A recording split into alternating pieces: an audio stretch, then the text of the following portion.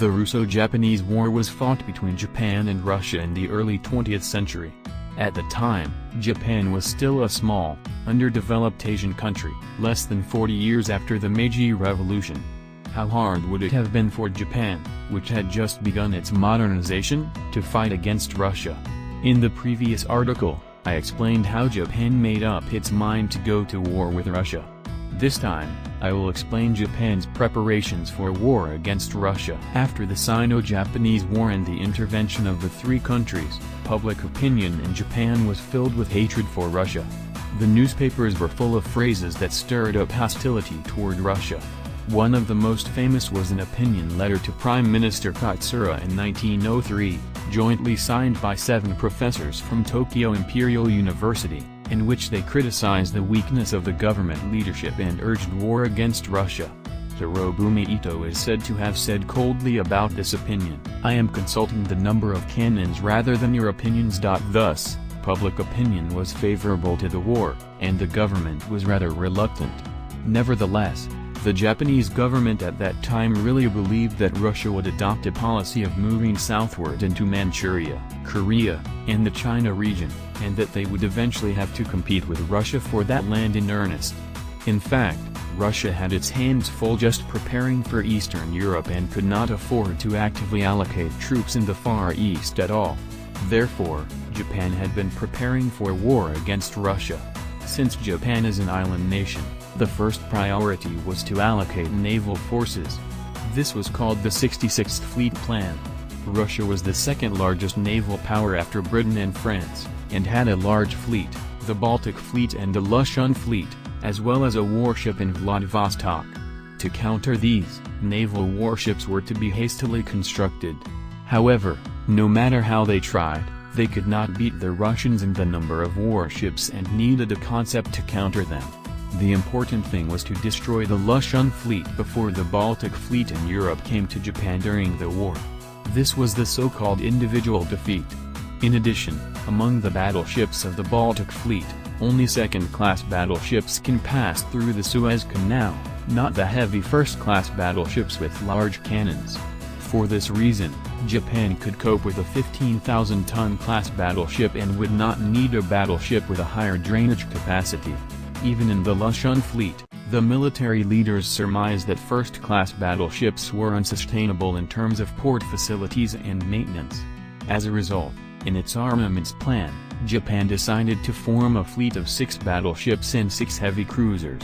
The feature of this fleet formation was not the enhancement of firepower, but the constant speed of the fleet and the disciplined movement of the fleet.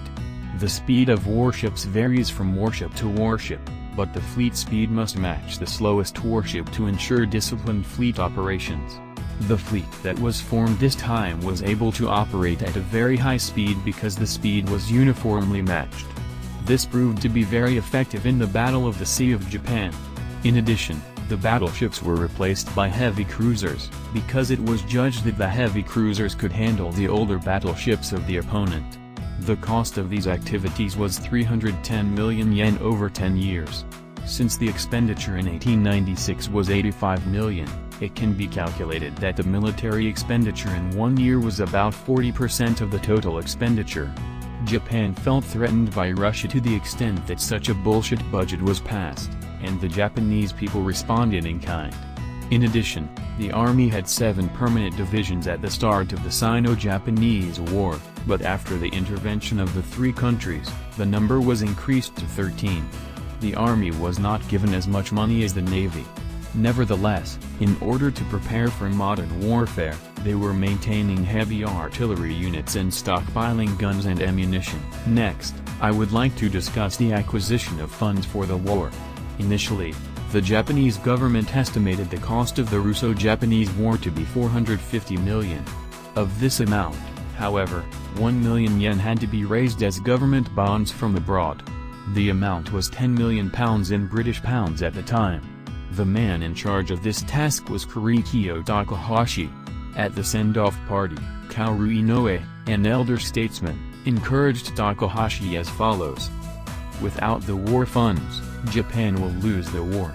If Takahashi doesn't get it done, Japan will be destroyed." Takahashi went to Europe and the US to ask foreign investors to buy Japanese government bonds, but no one would do so.